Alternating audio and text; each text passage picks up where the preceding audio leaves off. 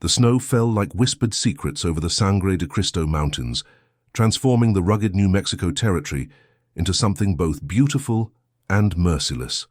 Hannah Fairchild stood at her father's graveside, her black mourning dress stark against the white landscape, her one-year-old son Thomas pressed against her hip. The boy was too young to understand that the grandfather who had bounced him on his knee just 3 days ago now lay beneath 6 feet of frozen earth. Colonel Nathaniel Augustus Fairchild had been a monument of a man, broad-shouldered, iron-willed, with a voice that could command battalions and eyes that had seen too much death. He had carved an empire from this savage land, 2,000 acres of prime grazing territory, 300 head of cattle, 60 horses of superior bloodlines, and a reputation that stretched from Santa Fe to Fort Union. Men respected him, some feared him, none dared cross him. Hannah had been his greatest pride and his deepest disappointment. She was 19 now, with hair the color of burnished copper and eyes like winter moss, green with flecks of gray that seemed to shift with her moods. Before Thomas, before the shame, she had been considered the finest young woman in the territory, educated, accomplished, beautiful in that particular way that combined frontier toughness with Eastern refinement. The colonel had sent her to a finishing school in Boston, determined that his daughter would be more than just another rancher's child. She had returned pregnant and unmarried. The young man responsible, a cavalry lieutenant stationed at Fort Union, had been swiftly transferred to Wyoming when the colonel learned the truth. Whether money changed hands or threats were made, Hannah never knew. She only knew that the man who had whispered promises of love and marriage disappeared like morning frost, leaving her with a swelling belly and a shame that burned hotter than any New Mexico sun. The colonel's disappointment had been a living thing, cold and heavy as the iron he used to shoe his horses, but he never once suggested she give up the child, never once turned her out. He simply added another layer of armor to his already formidable exterior and dared anyone in the territory to speak a word against his daughter. Most stayed silent. The Fairchild name still carried weight, and the colonel still carried a rifle. But silence was not the same as acceptance. Hannah felt the judgment in every averted gaze at the general store, every whispered conversation that stopped when she entered the church, every invitation that never came. She had become a ghost in her own community, present but unseen, acknowledged but never welcomed, and now her father was gone, taken by a fever that no amount of will or strength could fight. In 3 days, pneumonia had reduced the legendary Colonel Fairchild to a gasping, delirious shell. In his final hours, he had gripped Hannah's hand with surprising strength and whispered, "I've made arrangements. You'll be protected. Trust him." She hadn't understood until after the burial, when the lawyer from Santa Fe read the will in the ranch house parlor.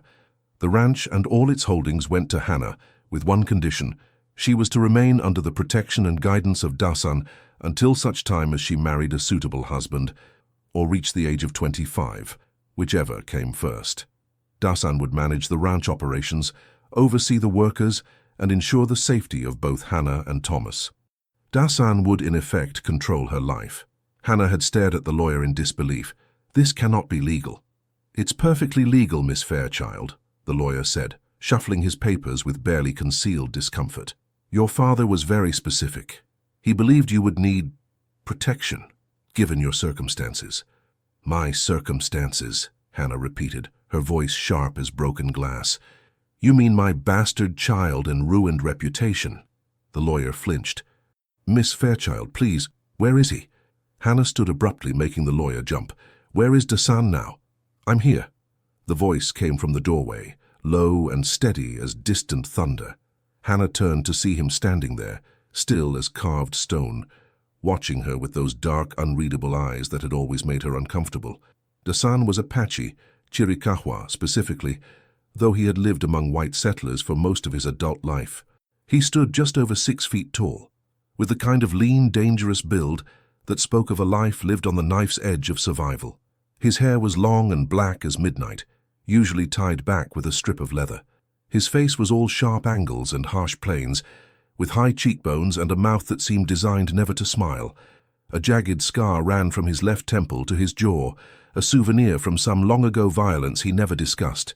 He was, Hannah had to admit with great reluctance, devastatingly attractive in a way that made respectable women cross to the other side of the street and saloon girls lean out windows to watch him pass. He was also the last person on earth she wanted controlling her life. "This is ridiculous," Hannah said, directing her words at the lawyer but keeping her eyes on Dasan. "I'm perfectly capable of managing my own affairs." "Your father didn't think so." Dasan's voice held no judgment, only a statement of fact. "He made me promise." A promise to whom? A dying man's delusions? Something flickered in Dasan's eyes, anger, perhaps, or hurt, but it was gone before Hannah could name it.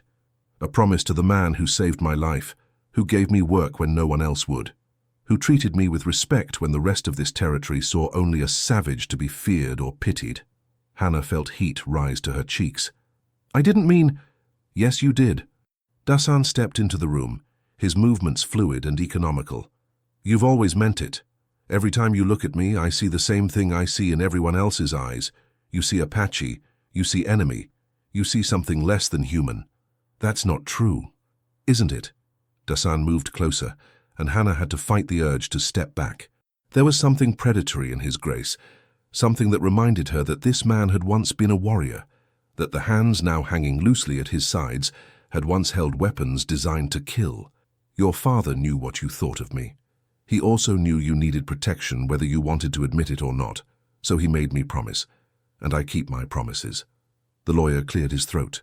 "If we could perhaps discuss the practical arrangements—" "There's nothing to discuss," Hannah said coldly. "I'll contest the will." "You'll lose," Dasan said. "Your father made sure of it. And while you waste time and money fighting in court, winter will deepen and the ranch will suffer. The cattle need tending, the horses need training, the fence line along the northern pasture needs repair before spring, or we'll lose half the herd to wandering.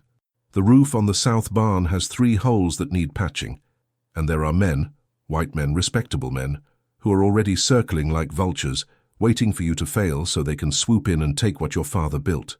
Hannah stared at him, shocked by the litany of problems she hadn't even known existed. I can hire help." "With what money? Your father's accounts are nearly empty. He spent everything he had on medicine and doctors trying to fight the fever. You have land and livestock, but almost no cash. Winter has just begun, spring is 4 months away. Can you make it that long without income?" The truth of his words landed like physical blows. Hannah sank back into her chair, suddenly exhausted. Thomas, sensing his mother's distress, began to whimper against her shoulder. Dasan's expression softened almost imperceptibly. "I'm not your enemy, Hannah. I'm trying to help you. By taking control of my life, by keeping the promise I made to your father, by protecting you and your son until you're strong enough to stand alone." He paused, something shifting in those dark eyes. "It doesn't have to be a battle.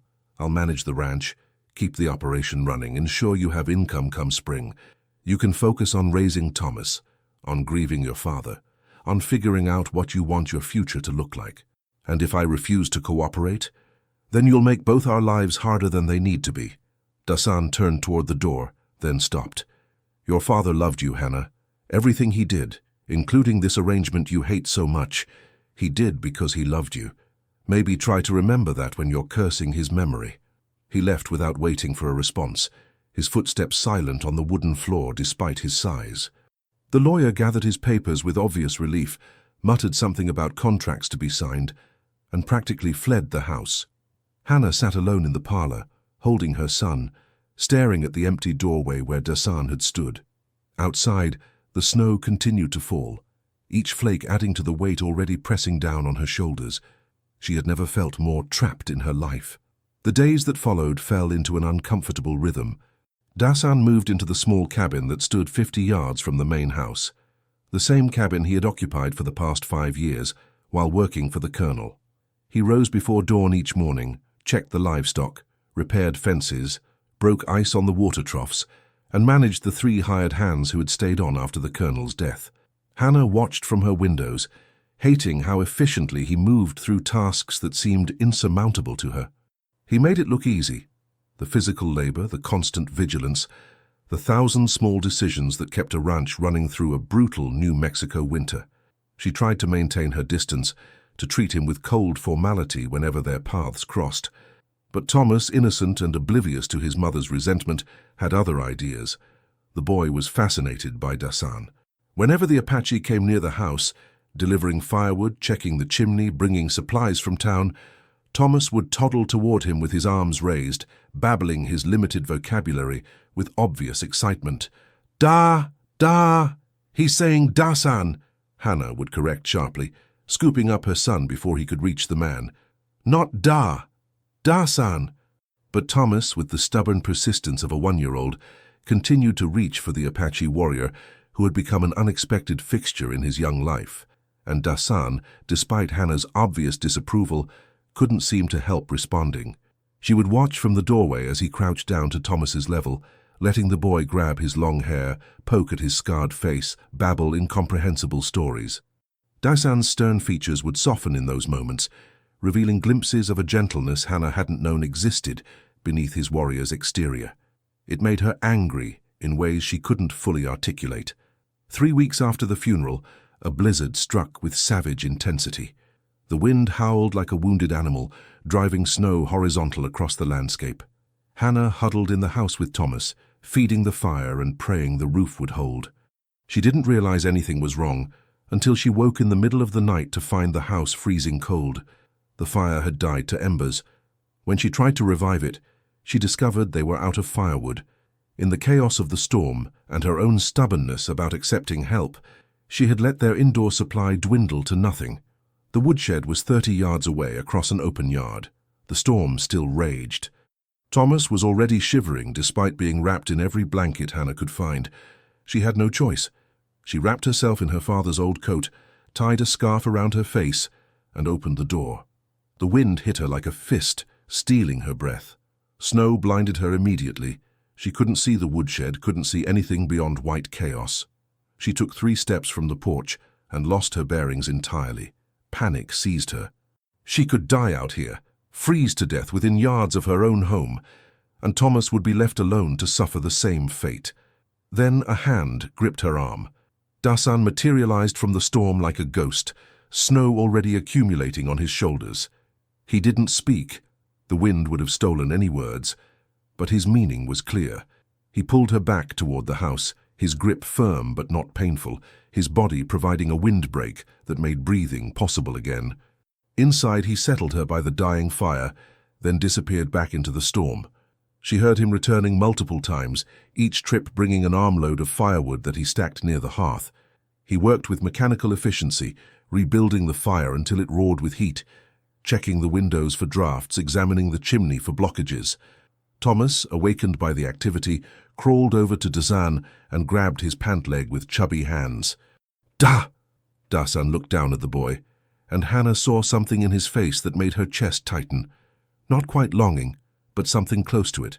Something that suggested this dangerous, scarred warrior might understand what it meant to want family, to want belonging, to want the simple warmth of being needed by someone innocent and pure. He reached down and ruffled Thomas's hair with surprising gentleness. Then he straightened and finally looked at Hannah. "You could have died," he said quietly. "I had no choice. Thomas was cold. You could have come to me. My cabin is right there. I would have brought wood. I don't need your help with everything.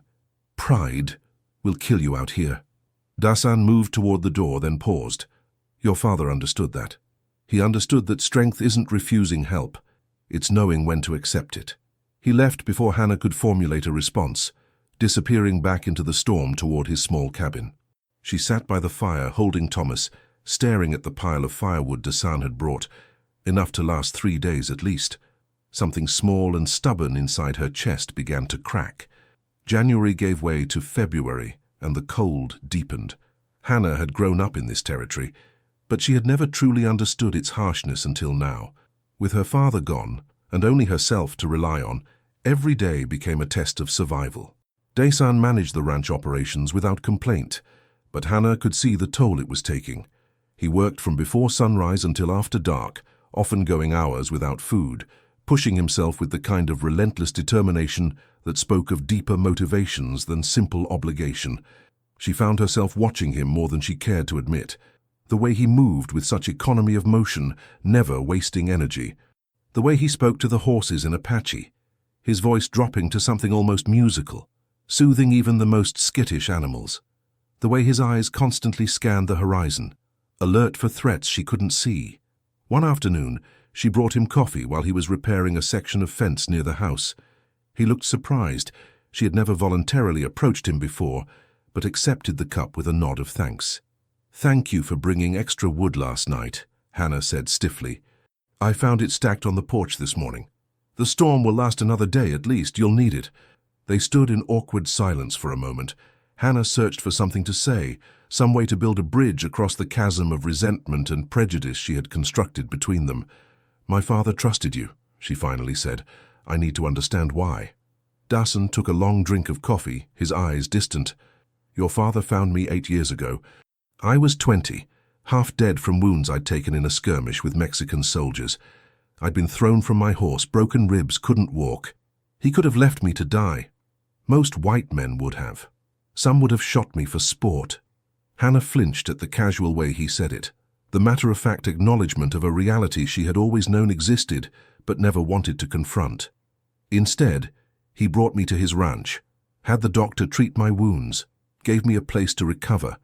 When I was well enough to leave, he offered me work, said he could use a man who knew the land, who could track, who could protect what was his." Dasan's jaw tightened. "I thought it was a trick at first, waited for the trap, but there was no trap. He just treated me like a man, not Apache, not enemy, just a man who could work hard and do the job. He never told me any of this. He wouldn't. Your father didn't believe in broadcasting his kindnesses. He just did what he thought was right and let others think what they wanted." Hannah looked at Dasan properly for the first time, really looked at him.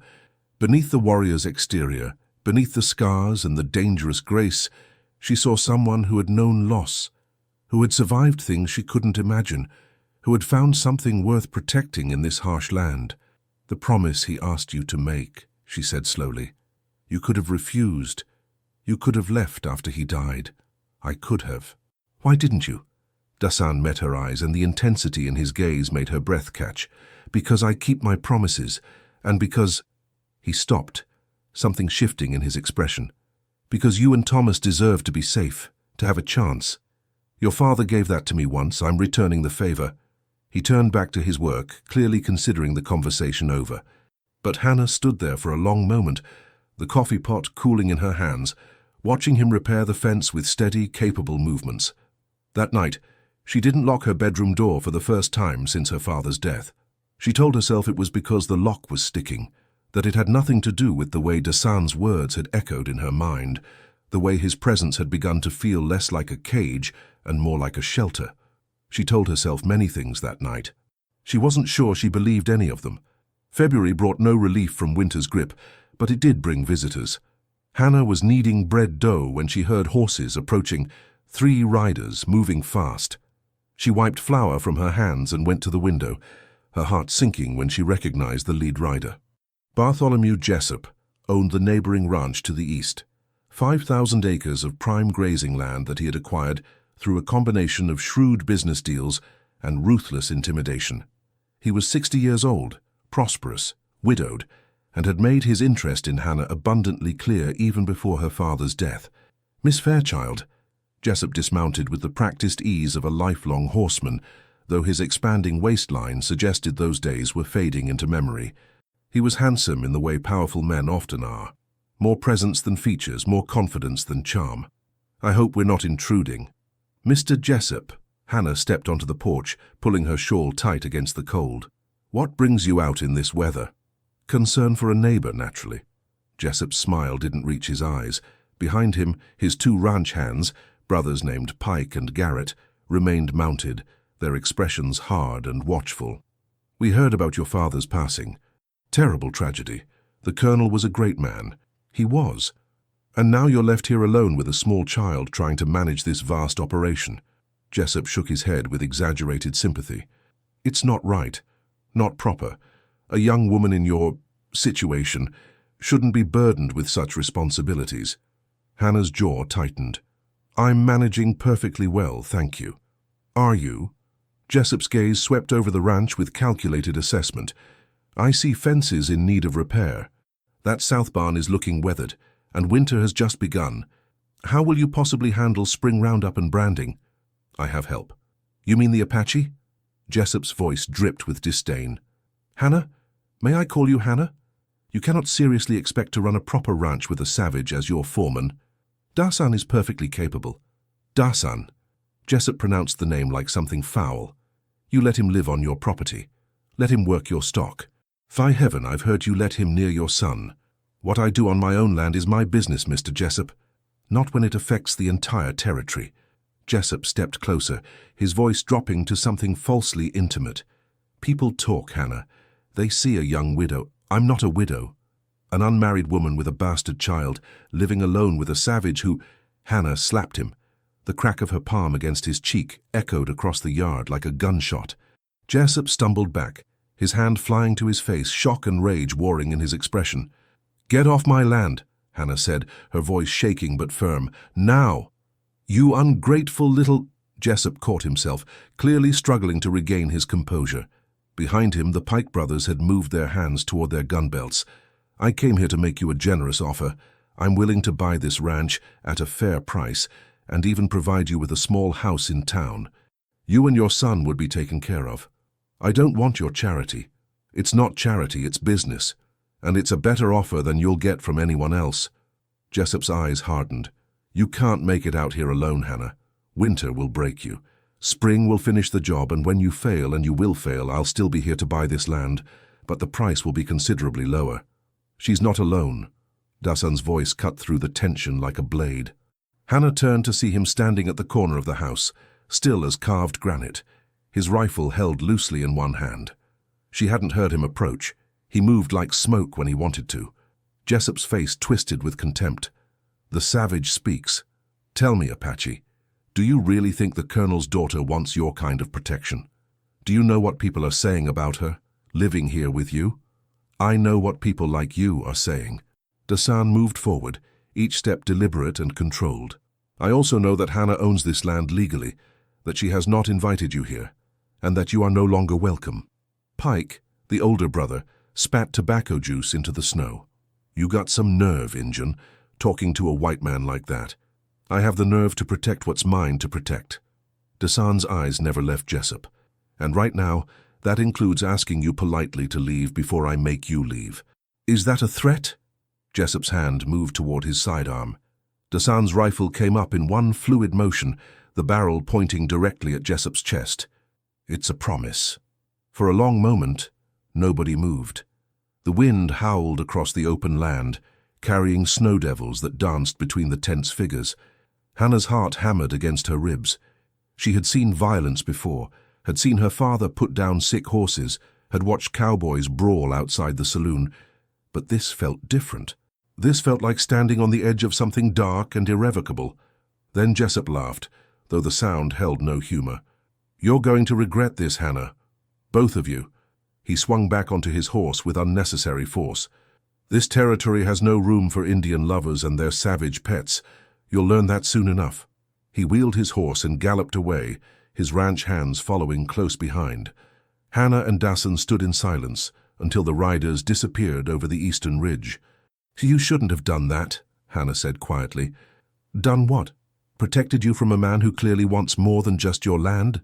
Threatened him with a rifle, made an enemy of the most powerful rancher in the territory. Dasan lowered his weapon, something like amusement flickering across his usually stoic face. Jessup was already our enemy. I just made it official. This isn't funny, Dasan. He has influence. He has men.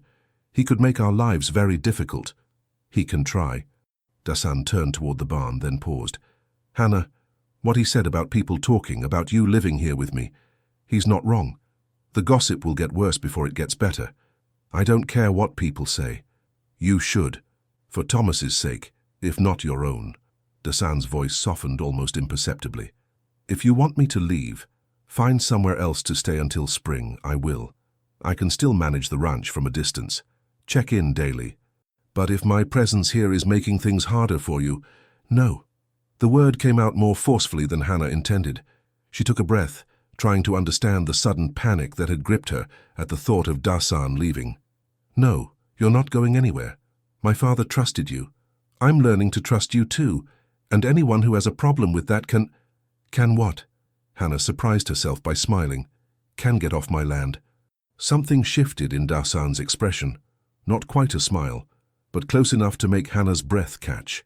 In that moment, with snow falling around them and the morning sun breaking through the clouds, he looked almost beautiful. "Your father would be proud of you," Dasan said quietly. "Standing up to Jessup like that, slapping a man twice your size. I probably shouldn't have done that. Probably not, but it was impressive nonetheless." This time Dasan did smile, just a small quirk of his lips, but enough to transform his entire face. "The colonel always said you had your mother's fire. I'm beginning to see what he meant." He walked away before Hannah could respond, disappearing into the barn to tend to the horses. She stood on the porch, touching her hand where it had connected with Jessup's face, feeling the sting that still lingered. Inside, Thomas was crying, woken from his nap by the commotion. Hannah went to him, scooping him up and holding him close, breathing in the sweet scent of his baby soft hair. "It's all right," she murmured against his head. "Mama's here. Everything's all right." But as she rocked her son, she found herself thinking not about the confrontation with Jessup, but about the way Dasan had stood between her and danger without hesitation, the way he had been willing to leave if his presence caused her harm, the way his rare smile had made something warm unfurl in her chest, despite the winter cold. She was beginning to understand why her father had trusted this man, and more frightening still, she was beginning to understand why that trust felt less like a burden and more like a gift. The days after Jessup's visit were tense. Dasan moved through his work with heightened vigilance, always armed now, constantly scanning the horizon. He hired 2 additional men from town, older cowboys, weathered and loyal, who had worked for the colonel years before, to help patrol the property boundaries. Hannah found herself watching the eastern ridge obsessively, waiting for Jessup to make good on his implicit threats. But days passed and nothing happened. The snow continued to fall, the cattle huddled together for warmth. Life on the ranch continued its winter rhythm. One evening, as Hannah was preparing supper, she heard Thomas laughing, really laughing, that full-body belly laugh that only the very young can achieve. She went to the window and saw Dasan in the yard, tossing Thomas gently into the air and catching him, the boy shrieking with delight each time he flew upward. The fierce Apache warrior, the man who had faced down Jessup without flinching, was playing with her son like any father might play with his child. Without thinking, Hannah grabbed her shawl and went outside. "You'll wear him out. He has energy to spare." Dasan caught Thomas one more time, then settled the giggling boy on his shoulders. "Like his mother, I think, fighting everything, even when rest would be wiser. I don't fight everything. You fought me for 6 weeks. I'm still fighting you. Less convincingly." Dasan's eyes held a glint of something that might have been humor. "You brought me coffee yesterday. Let me carry wood to your porch without arguing. Even said thank you twice. I've always been polite. You've been cold. There's a difference." Dasan lifted Thomas down and set him on the snowy ground, where the boy immediately began trying to catch snowflakes. "But you're thawing.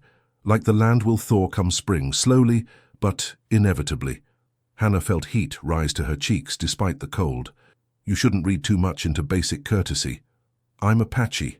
We read everything. It's how we stay alive." They stood together in the fading light watching Thomas play. The sun was setting behind the mountains, painting the snow gold and pink. It was beautiful in a way that hurt.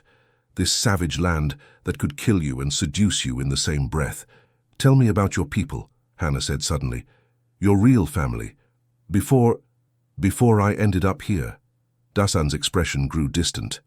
"I was born in the Chiricahua Highlands. My father was a war leader, my mother a healer. I had 2 brothers, 1 sister. We lived the old way, following the seasons, hunting, raiding when necessary. We were free. What happened? What always happens? Soldiers came. There was fighting, disease, betrayal by those who were supposed to protect us." His voice remained steady, but Hannah heard the old pain beneath it. "I watched my father die from a bullet meant for me. Watched my mother and sister disappear on the long walk to the reservation. My brothers scattered. I don't know if they're alive or dead. I'm sorry. Don't be. Pity is worse than hatred." Dasan looked at her directly. "I survived. I adapted. I found a different kind of life. Your father gave me that gift, the chance to be more than just a refugee or a curiosity. He let me work, let me prove my worth, let me be human. He was good at seeing people's value. He saw yours, even when you couldn't see it yourself. Dasan's gaze was intense now, pinning her in place. He knew you were stronger than you believed. That's why he made the arrangement he did. Not to cage you, but to give you time to discover your own strength, by putting me under another man's control, by giving you someone to lean on while you learn to stand. There's a difference, Hannah. Dasan bent to pick up Thomas, who had grown tired and fussy. The colonel didn't think you were weak. He thought you were wounded, and wounded things need time to heal before they can fight again. He handed Thomas to Hannah, their hands brushing in the transfer. The contact was brief but electric, making Hannah's breath catch. Dasan's hands were warm despite the cold, rough with calluses from constant work, but surprisingly gentle. "Supper will be ready soon," Hannah said, her voice coming out softer than intended. You could join us, instead of eating alone in your cabin." Dasan went very still. "That wouldn't be proper. I'm an unmarried woman with a bastard child living alone with an Apache on her property. I think propriety sailed away months ago." Something that might have been a laugh escaped Dasan's throat, a sound so unexpected that it made Hannah smile. "The colonel warned me you were stubborn, and yet you stayed, and yet I stayed." Dasan looked toward his cabin, then back at Hannah. "All right, I'll join you for supper, but only if you promise not to poison me. I make no promises." This time Dasan did laugh, a real laugh, low and warm and utterly unexpected. The sound did something strange to Hannah's insides, made her aware of him in a way that was both thrilling and terrifying. That night, they ate together at the kitchen table, Hannah, Thomas in his high chair, and Dasan sitting stiffly at first, clearly uncomfortable in the domestic space. But as the meal progressed, he began to relax. He told stories of the ranch, of horses he had trained, of the land he had explored. He made Thomas laugh by pulling faces. He complimented Hannah's cooking with genuine appreciation, and Hannah found herself laughing too, really laughing, for the first time since her father's death. When Dasan finally rose to leave, thanking her for the meal and heading toward the door, Hannah felt something she hadn't expected, disappointment that he was going. "Dasan?" He turned, silhouetted against the darkness beyond the doorway. "Thank you," Hannah said, "for everything, for staying, for protecting us, for being here." For a long moment, Dasan didn't speak. Then, "There's nowhere else I'd rather be." He left before Hannah could process those words, disappearing into the night. She stood in the doorway, watching the light come on in his cabin, feeling something shift and settle in her chest, something that felt dangerously like hope. March arrived with false promises of spring. The snow melted during the day, creating rivers of mud, then froze again at night into treacherous ice. It was a dangerous time. The cattle were weak from winter, the horses were restless, and everyone's nerves were frayed from months of cold and isolation. Dasan had been right about Jessup. The threats began subtly at first. Fence posts would be found broken, though whether from weather or sabotage was impossible to prove. 2 calves went missing from the southern pasture. Someone started a rumor in town that Hannah was living in sin with her Apache foreman, that she let the savage sleep in her bed while her innocent child watched. Hannah ignored the gossip as best she could, but it took its toll. The general store owner's wife refused to serve her. The reverend's wife crossed the street rather than acknowledge her greeting. Even the doctor who had attended Thomas since birth suddenly became too busy to make house calls. "Let them talk," Dasan said, when Hannah returned from town one day, her eyes bright with unshed tears. "Their words can't hurt you unless you let them. They're not just talking anymore, they're acting. Mrs. Pemberton wouldn't sell me flour today, said her shop doesn't serve women of questionable morals. Then we'll ride to Santa Fe for supplies. That's 2 days' travel each way. We can't abandon the ranch every time I need flour. Then I'll go alone, you stay here with Thomas." "No." The word came out sharper than Hannah intended. She took a breath, trying to calm the frustration boiling in her chest. "I won't hide. This is my land, my ranch, my life. I won't let Bartholomew Jessup and his cronies drive me into hiding." Dasan studied her with those dark, intense eyes. "Your father would say the same thing. He'd also say that pride makes a poor shield against bullets. Are you saying Jessup would actually try to kill us? I'm saying desperate men do desperate things, and Jessup is desperate. He wants this land. More than that, he wants to prove that a woman, especially a fallen woman, has no place trying to run a ranch. Dasan moved closer, his expression serious. I need you to be careful, Hannah. No more trips to town alone. No more wandering the property without telling me where you're going. And if strangers approach, you get to the house and you lock the doors. You're frightening me. Good. Fear keeps you alert. Alert keeps you alive. But even Dasan's vigilance couldn't prevent what happened next. It was a Tuesday afternoon when the riders came. Not Jessup himself this time, but 5 men Hannah didn't recognize. Hard-faced drifters with the look of men who hired out their guns to the highest bidder. They rode onto Fairchild land like they owned it, spreading out to surround the house. Hannah was inside with Thomas when she heard the horses. She looked out the window and felt her blood turn to ice. "Dasan!" she called, but he was already there, materializing from the barn with his rifle, the 2 hired hands flanking him. The lead rider, a man with a scarred face and dead eyes, smiled without warmth. "We're looking for the owner of this property." "You found him," Dasan said calmly. "We were told this ranch belongs to a woman, Hannah Fairchild." "It does, and I manage it for her, which means you deal with me." The scarred man laughed. "An Apache managing a white woman's property. Now I've heard everything." He leaned forward in his saddle. "We have a message from Mr. Jessup. He's prepared to offer Miss Fairchild $3,000 for this land. Cash money. Final offer. The ranch is worth 10 times that. Not when it's run into the ground by incompetence. Not when the cattle are dying and the fences are falling apart, and the owner is too busy fornicating with her Apache lover to tend to business." Dasan's grip tightened on his rifle. "You can leave now, while you're still able." "Big talk for 1 savage and 2 old men." The scarred rider gestured to his companions. "We're here to conduct a property inspection. Make sure everything's in order. You got a problem with that?" "I do. You're not setting foot on this land." "That's not your decision to make." The scarred man's hand moved toward his gun. "Step aside, Apache, or—" The crack of a rifle shot split the air. Everyone froze. Hannah stood on the porch, her father's Winchester pressed against her shoulder, smoke curling from the barrel. She had fired into the air a warning shot, but her aim was steady and her expression was deadly serious. "This is my land," Hannah said, her voice carrying across the yard with surprising authority.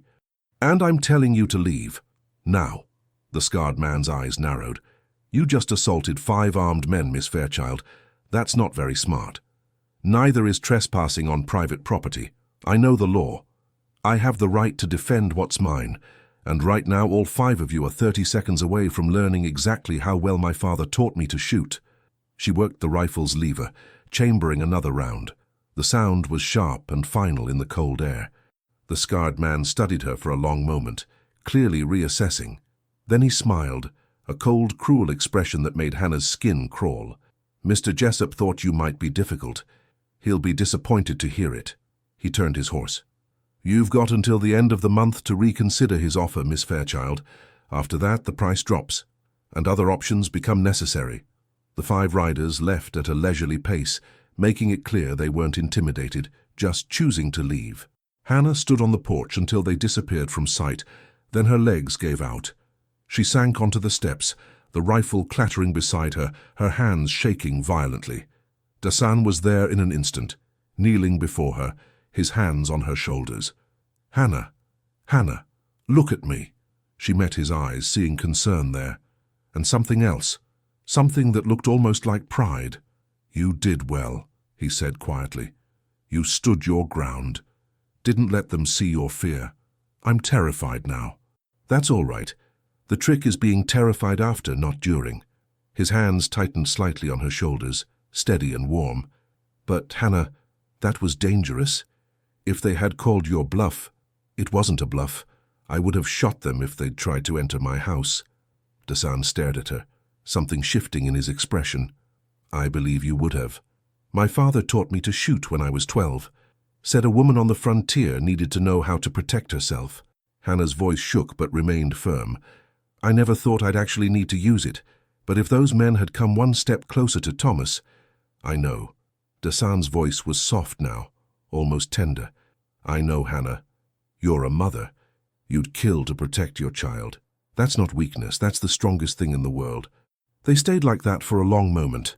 Dasan kneeling before her, his hands on her shoulders, their faces close enough that Hannah could see the fine scar tissue around his eyes, the way his hair fell forward when he leaned toward her, the unexpected softness in his usually hard expression.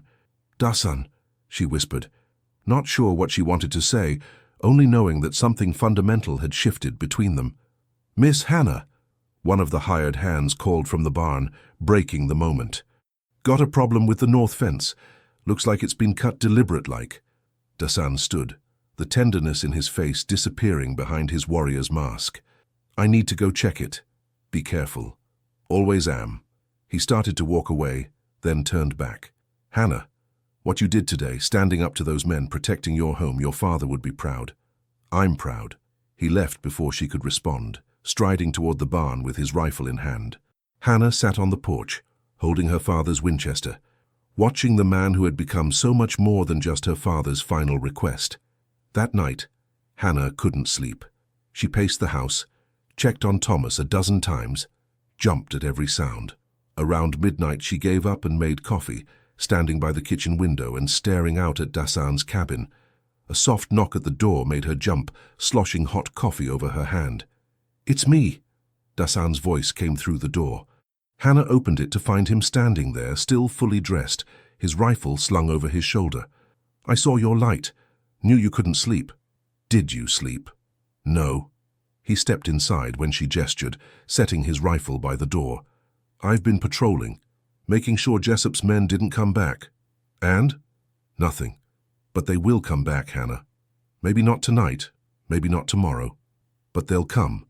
And next time they won't be as polite." Hannah set down her coffee cup with shaking hands. "What do we do?" "We prepare, we fight, we don't give up what's yours."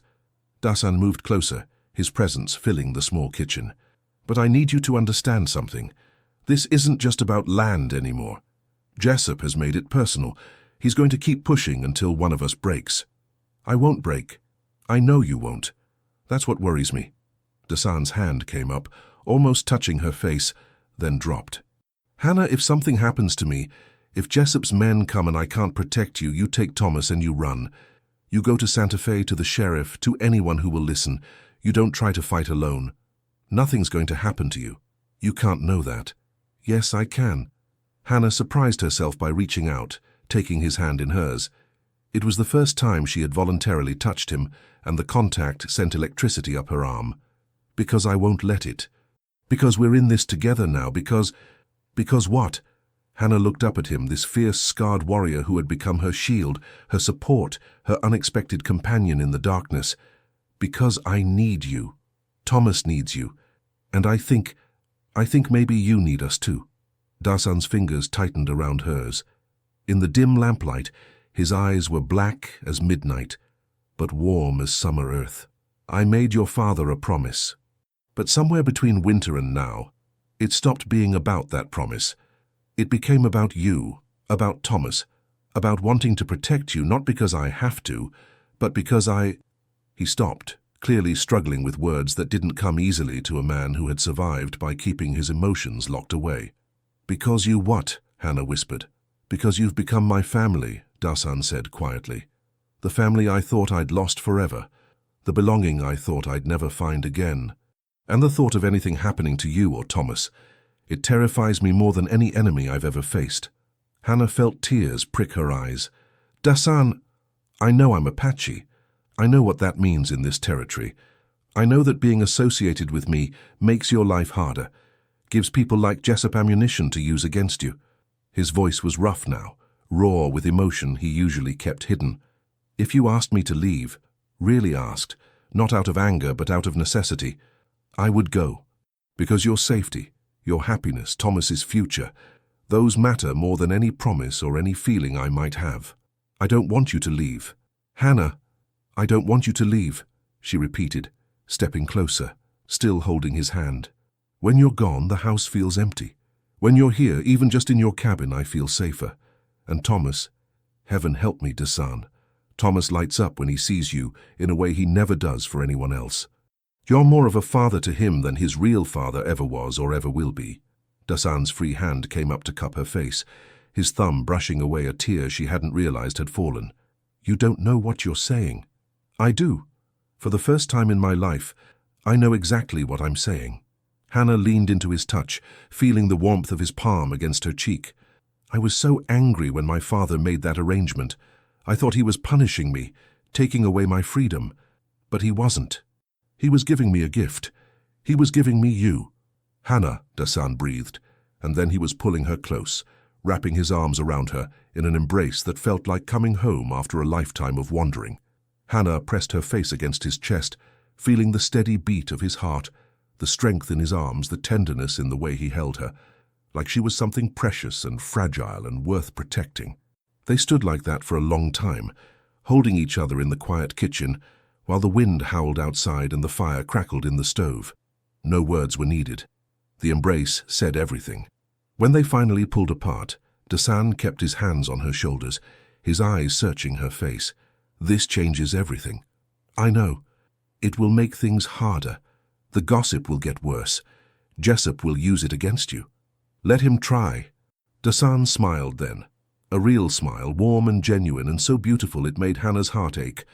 Your father said you had your mother's fire, but I think you have your own fire, something fierce and bright that no one can extinguish.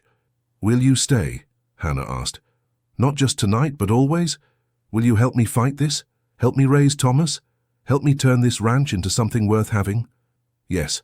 The word was simple, absolute, carrying the weight of a vow. For as long as you'll have me, I'll stay.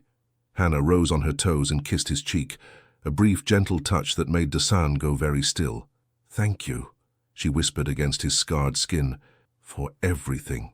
She stepped back before she could do something foolish like kiss him properly, like admit how much she had come to care for this quiet, fierce man who had entered her life as a burden and become her salvation.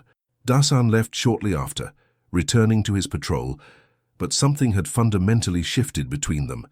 They had crossed a line, acknowledged feelings that couldn't be unacknowledged, and as Hannah finally climbed into bed, exhausted but somehow hopeful, she thought about the future for the first time in months without feeling despair.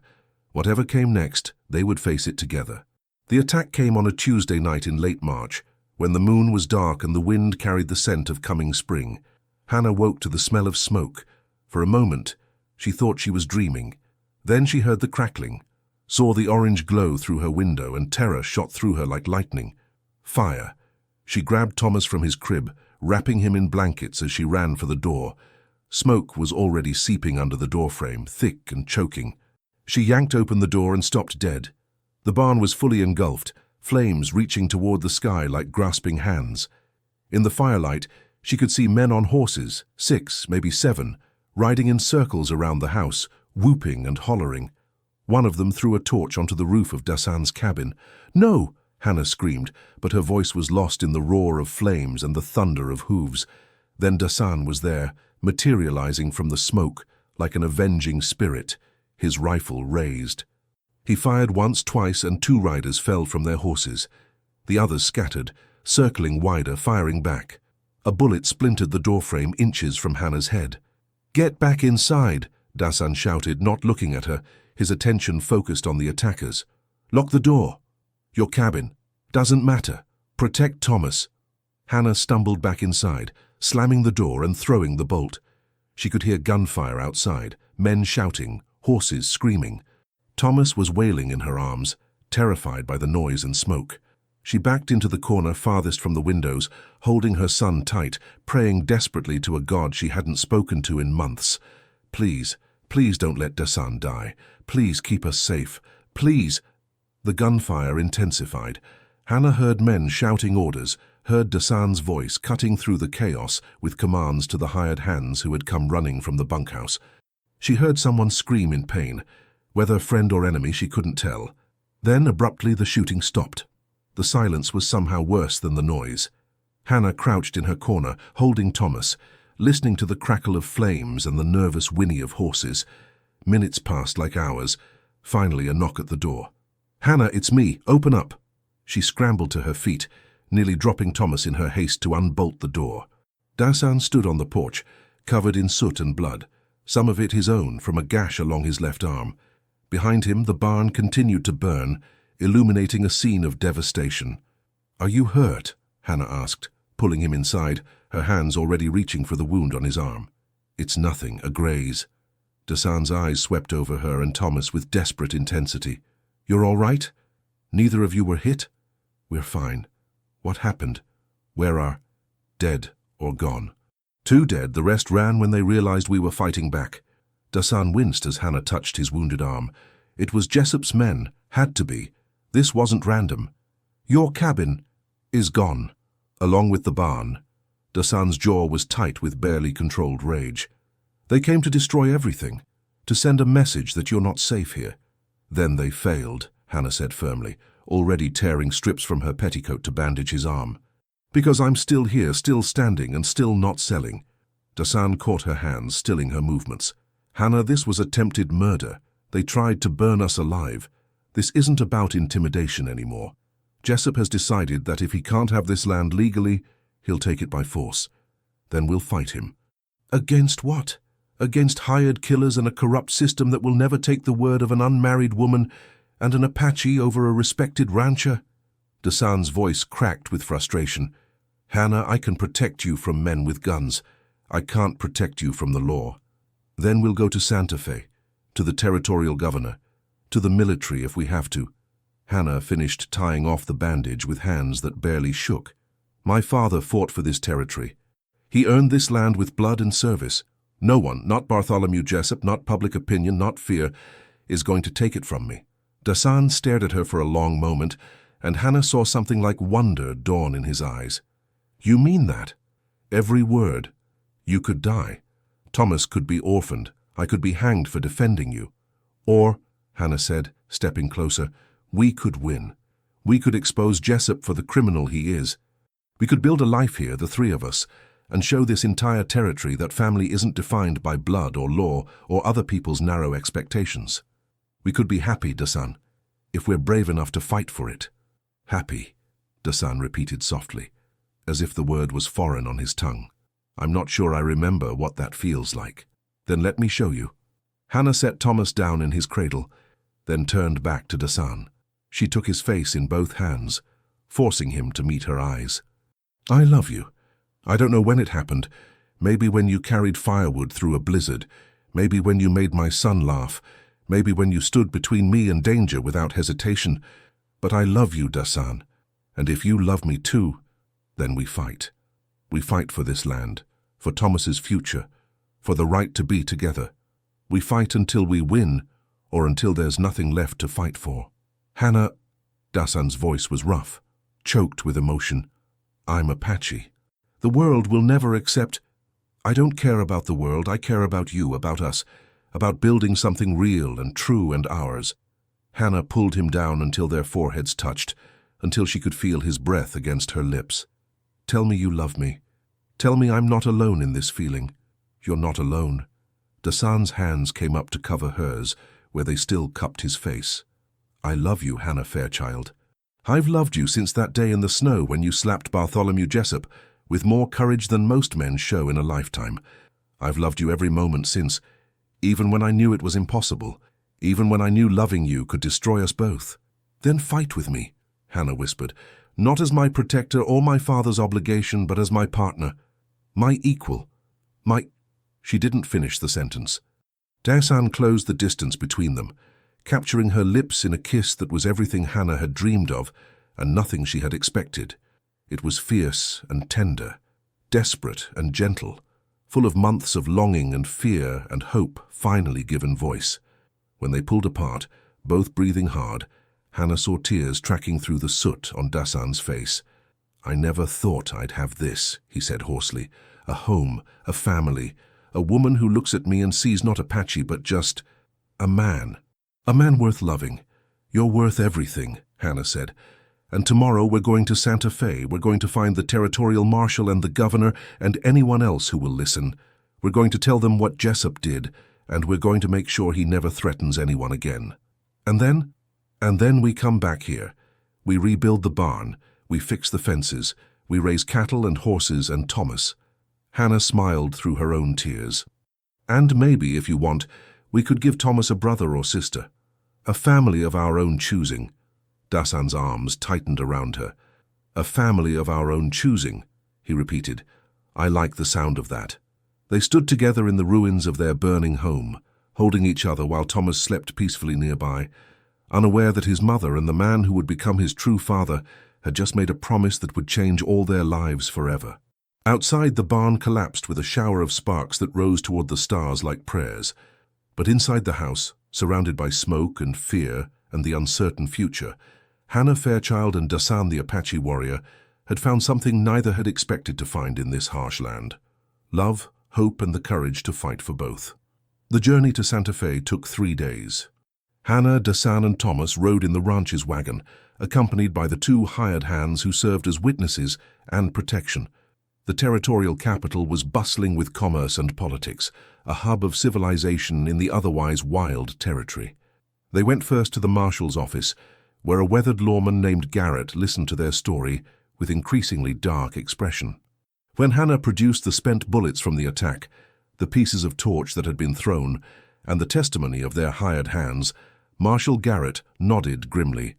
"I've suspected Jessup of land-grabbing for years," he said. "But he's smart, covers his tracks, uses hired guns from out of territory." He looked at Dasan. "You killed 2 of his men." "In defense of my home and family," Dasan said steadily. "I'm prepared to face trial if necessary." "Won't be necessary." "This is clear-cut self-defense." The marshal stood, reaching for his gun belt. "I'll ride out to Jessup's place today, bring him in for questioning." "Will it be enough to convict him?" Hannah asked. "Probably not, but it'll shake him. Make him think twice about trying again."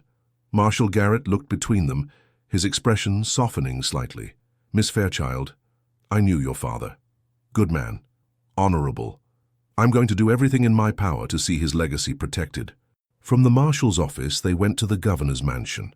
It took 2 hours of waiting, but eventually they were granted an audience with acting Governor William Crawford, a portly man with shrewd eyes and a politician's careful smile. Hannah told their story again, this time emphasizing her father's service to the territory, the suspicious timing of Jessup's offers, the escalating violence. Governor Crawford listened without interruption, occasionally making notes. "Miss Fairchild," he said when she finished, "I'm sympathetic to your situation. However, you must understand the delicacy involved. Mr. Jessup is a prominent citizen, a substantial landowner. Accusing him of arson and attempted murder is not something we can do lightly." "I'm not accusing lightly," Hannah said. "I'm accusing with evidence, with witnesses, with the scars on Dasan's arm and the ashes of my barn." "Nevertheless." "Governor Crawford," Dasan interrupted, his voice respectful but firm, "I am Apache. I understand that my presence complicates this situation, but I am also a legal resident of this territory, employed on a legitimate ranch, defending property from illegal attack. The question is whether the law applies equally to all residents or only to those with the right skin color and social standing." The governor's eyes narrowed. "That's a bold statement, Mr. Dasan. Just Dasan. And it's not bold. It's honest." He leaned forward slightly. "If you allow Jessup to continue his campaign against the Fairchild Ranch, you're setting a precedent that violence and intimidation are acceptable tools for acquiring land. How many other small ranchers will be next? How many other widows or orphans will lose everything because powerful men decide the law doesn't apply to them?" Governor Crawford was silent for a long moment. Then he sighed. "You make a compelling argument. I'll speak with the territorial judge. We'll begin an official inquiry into Mr. Jessup's activities. I can't promise prosecution, but I can promise scrutiny." It wasn't everything Hannah had hoped for, but it was something. They left the governor's office with heads held high, knowing they had done everything they could within the system. That night they stayed at a modest hotel in Santa Fe. Hannah put Thomas to bed in their room, then found Dasan standing on the balcony, staring out at the city lights. "What are you thinking?" she asked, coming to stand beside him. "That I never imagined being here, in a city, in a hotel with," he gestured vaguely, "with a family, with a future that doesn't involve running or hiding or fighting. Do you regret it?" "No." Dasan turned to her, his expression serious. "But Hannah, you need to understand something. Even with the governor's help, even with the marshal investigating Jessup, this won't be easy. There will always be people who see me as Apache first and man second. who see you as fallen, Thomas as illegitimate, our family as improper. I know. And you're still willing to face that, every day for the rest of your life? Hannah took his hand, lacing their fingers together. Dasan, I've already faced judgment and scorn. I've already been labeled and dismissed. The only difference now is that I won't be facing it alone. I'll have you, and that makes all the difference. Hannah Fairchild, Dasan said softly, will you marry me? Not because society demands it, not because your father arranged it, but because I love you and I want to spend every day of my life proving that love to you and to Thomas. Hannah felt tears spring to her eyes. Yes, 1,000 times yes. They married 3 days later in a small church on the outskirts of Santa Fe, with Marshall Garrett and his wife as witnesses. The ceremony was simple. No fancy dress, no elaborate reception, just 2 people promising to love and protect each other before God and the law. The priest hesitated when he saw Dasan, clearly uncomfortable performing a marriage between a white woman and an Apache man. But Marshall Garrett had a quiet word with him, and the ceremony proceeded. When the priest pronounced them husband and wife, Dasan kissed Hannah with a tenderness that made her soul sing. Thomas, held by Mrs. Garrett, clapped his chubby hands together and laughed, making everyone smile through their tears. They returned to the ranch 2 weeks later to find that Marshall Garrett had been true to his word. Jessup had been arrested and was awaiting trial for arson and attempted murder. 2 of his hired guns had turned informant in exchange for reduced sentences, providing testimony about not just the attack on the Fairchild Ranch, but several other suspicious fires and accidents that had benefited Jessup over the years.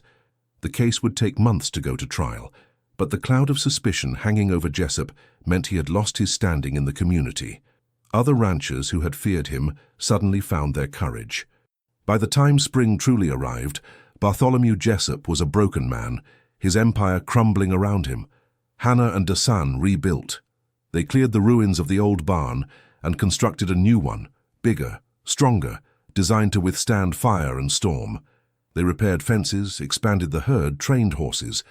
The work was brutal, but they did it together, side by side, partners in every sense of the word.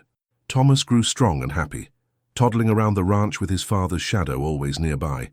Dasan taught him Apache words mixed with English, taught him to respect the land and the animals, taught him that family was built not on blood but on love and choice and commitment. The other ranch hands, good men who had seen the attack and witnessed Dasan's courage, treated him with respect. When new workers were hired in the spring, they quickly learned that the Fairchild Ranch was different. Here an Apache could be foreman. Here a woman could run a successful operation. Here the traditional rules didn't apply. By summer, Hannah was pregnant. She told Dasan one evening as they sat on the porch watching Thomas play in the yard, the sun setting over the mountains in shades of gold and crimson.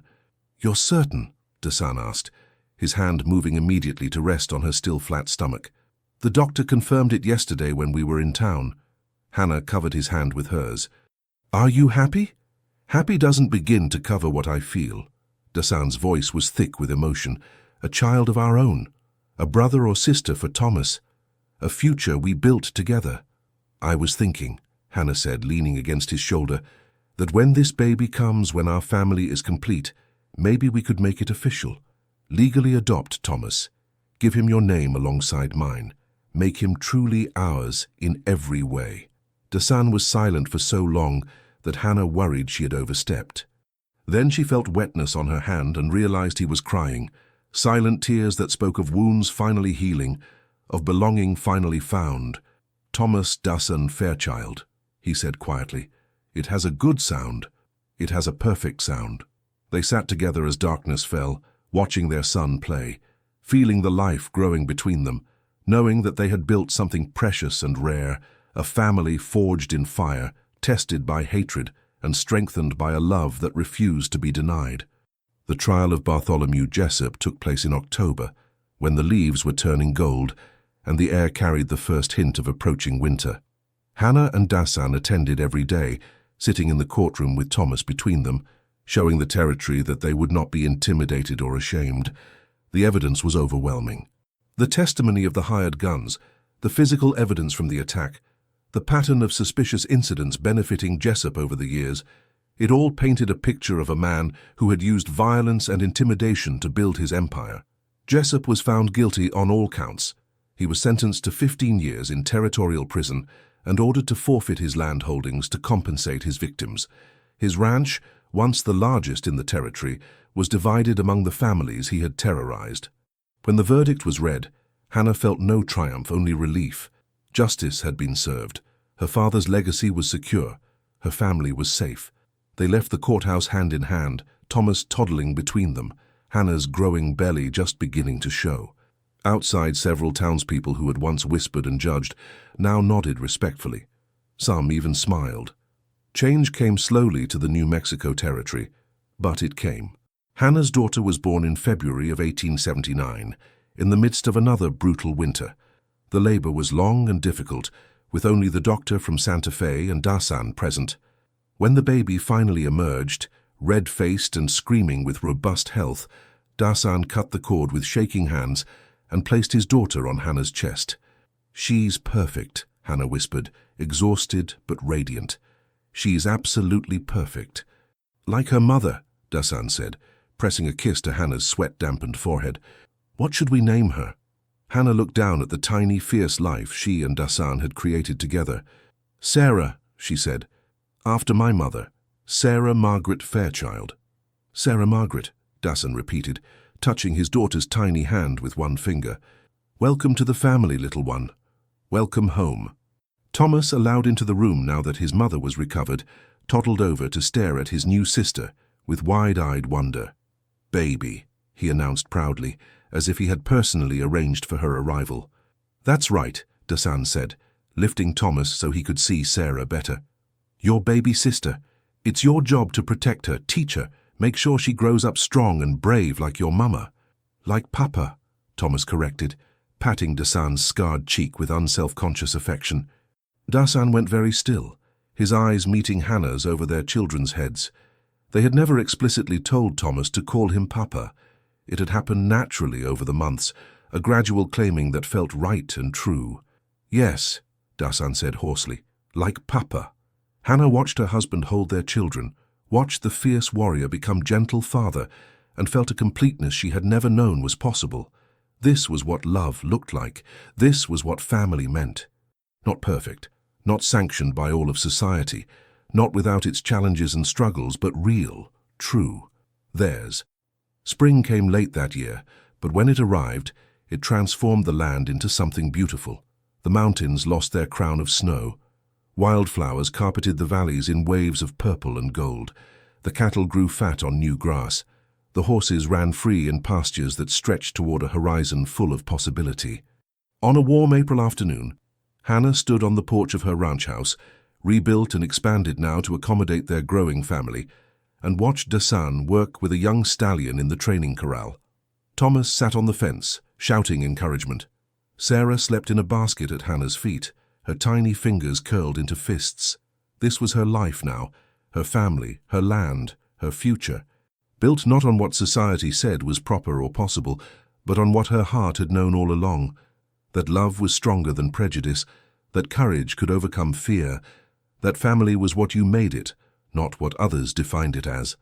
Colonel Nathaniel Augustus Fairchild had made his daughter a promise with his dying breath. She would be protected. He had kept that promise by giving her Dasan, by trusting an Apache warrior to guard what was most precious. But the colonel could never have known that his last order would become the greatest gift he ever gave his daughter. Not protection, but partnership. Not safety, but love. Not obligation, but choice. Hannah had chosen Dasan. Dasan had chosen her. Together, they had chosen a future that defied convention and embraced possibility. And on this spring day, with her husband training horses, her son cheering wildly, and her daughter sleeping peacefully, Hannah Fairchild understood something profound. Promises made in desperation could transform into blessings beyond imagining. The snow had melted. The winter had passed. And in its place, spring bloomed eternal, not just in the land, but in the hearts of three souls who had found each other across seemingly impossible divides and built something that no force on earth could destroy. A family bound not by blood or law, but by love that conquered all. Dasan looked up from the corral and caught Hannah watching him. He smiled, that rare, genuine smile that transformed his face, and Hannah felt her heart swell with so much love she thought it might burst. She smiled back, lifting her hand in a small wave. He nodded once, an acknowledgement and a promise. "I'm here. I'm yours. Forever." Thomas shouted something about the horse being the fastest in the whole territory. Sarah stirred in her basket, making small baby sounds.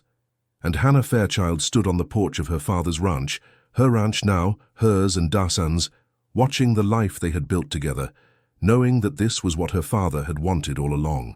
Not just survival, but joy. Not just protection, but love. Not just existence, but a life worth living, worth fighting for, worth celebrating every single day. The promise had been simple: keep her alive. But Dasan had given her so much more than that. He had given her reasons to live.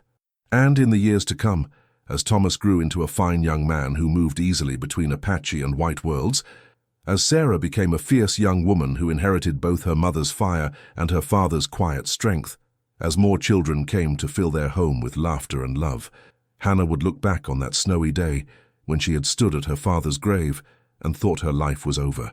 She had been so wrong. Her life had just been beginning, and it was more beautiful than she ever could have imagined. New Mexico Territory, spring 1895. Hannah stood at the edge of the north pasture, watching the sunset paint the Sangre de Cristo mountains in shades of rose and gold. Her copper hair was streaked with silver, her face lined with the marks of a life lived fully and without regret. Beside her, Dasan, his long hair now completely white, his scarred face weathered by decades of desert sun. But his eyes were still sharp, still watchful, and when he looked at his wife, they still held the same tender intensity they had held 27 years ago when he had first admitted he loved her. "They'll be here soon," Hannah said, squinting toward the horizon where dust clouds announced approaching riders. "Thomas is never late," Dasan replied. "He's too much like his grandfather." Their son, Thomas, now a respected rancher in his own right, with his mother's green eyes and his father's steady nature, was bringing his own family for Sunday dinner. 3 grandchildren who called Dasan grandfather without hesitation, who knew nothing of the prejudice and pain that had marked his early years. Sarah would arrive separately with her husband, a kind man from Santa Fe, who had courted her for 2 years before Dasan finally gave his blessing. She had inherited her mother's fierce independence and her father's quiet strength, and she had used both to become a teacher, educating children of all backgrounds in a small schoolhouse she and her husband had built on their property. The other children, William, named for the governor who had helped them, Margaret, called Maggie, who had her father's gift with horses, and young Nathaniel, who had never met his grandfather but carried his name with pride, were scattered across the territory, living lives their parents had fought to make possible. "Do you ever regret it?" Hannah asked suddenly, leaning against Dasan's shoulder. "Staying here, building this life. You could have gone back to your people, found a different path." Dasan was silent for a moment, considering the question with the thoughtfulness that had always characterized him. "I did go back once, remember? That summer when Thomas was 5. Hannah did remember. Dasan had been gone for 6 weeks, traveling to the reservation to search for any remaining family members. He had found cousins, distant relatives, old friends. He had been offered a place there, a chance to reconnect with his heritage. "You came home," Hannah said, "because this is my home. You are my home. Our children, our grandchildren, this land we built together. That's my heritage now. Not replacing what I lost, but building something new from the ashes." Dasan turned to look at her, cupping her face with his weathered hand. "I regret nothing. Do you?" "Nothing," Hannah said firmly. "Not one moment. Not even the hard times, the fights, the years when people whispered and judged. All of it brought us here, to this moment, to watching our son ride up that hill with his family, to knowing our daughter is happy, to seeing the legacy we built continue. Your father would be proud. He is proud. Wherever he is, I know he's proud." Hannah took Dasan's hand, lacing their fingers together the way they had 1,000 times before. "He gave me the greatest gift when he made you promise to protect me. He gave me you." "His promise was simple," Dasan said, echoing words he had spoken so long ago. "Keep you alive." And you did. You kept me alive in every way that matters. You gave me love, gave me family, gave me a life worth living. They stood together as the sun sank lower, as the dust clouds drew closer, as the sound of approaching voices and children's laughter carried on the evening breeze. The snow had long since melted. The winter had passed years ago, but the love that had bloomed in that harsh season had only grown stronger, deeper, more resilient with time. And as Thomas and his family crested the hill, as Sarah's wagon appeared from the other direction, as their family converged on the ranch house that had witnessed so much pain and joy, Hannah Fairchild and Dasan the Apache warrior stood together, exactly as they had stood for nearly 3 decades, hand in hand, heart to heart, facing the future with the quiet confidence of those who had already survived the worst and earned the best. The promise had been simple, but the love that grew from it was infinite. And that, Hannah thought as she watched her husband greet their children and grandchildren with the warmth that had once been so rare but was now given freely, was the greatest miracle of all. Not that they had survived, but that they had flourished. Not that they had endured, but that they had thrived. Not that they had found protection in each other, but that they had found joy. The end. Dear listener, sometimes life feels as harsh as a New Mexico winter, cold, lonely, filled with burdens that seem too heavy to carry. But just as Hannah found strength when she thought all was lost, you too carry within you a quiet courage you may not even notice. Yet it has never left your side. Love can appear when we least expect it. True protection may come from places the world would never believe. And even when everything seems to crumble, your home, your plans, or your dreams, there is always a way to rebuild, with tenderness, with faith, and with the deep knowing that you deserve a life where you are loved, respected, and held close. If you carry pain from the past, fears unspoken, or a loneliness you rarely share, know this: you are not alone. Something greater is watching over you. And this story of snow, of loss, of healing and love found its way to you tonight for a reason, to remind you that it is never too late to begin again. Never. Sleep peacefully tonight with a lighter heart. May Hannah's courage, Dasan's fierce love, and the quiet promise that life can shine again after darkness surround you. May your dreams be gentle, and may tomorrow bring more calm than yesterday ever took. With warmth and gratitude for your presence. The Wild West Whispers team. Thank you for staying with us until the very end. If this story touched your heart, we kindly invite you to support our channel by liking this video, leaving a thoughtful comment, subscribing, and sharing it with someone who would be moved by a tale of love, redemption, and courage. From the bottom of our hearts, thank you for walking this journey with us.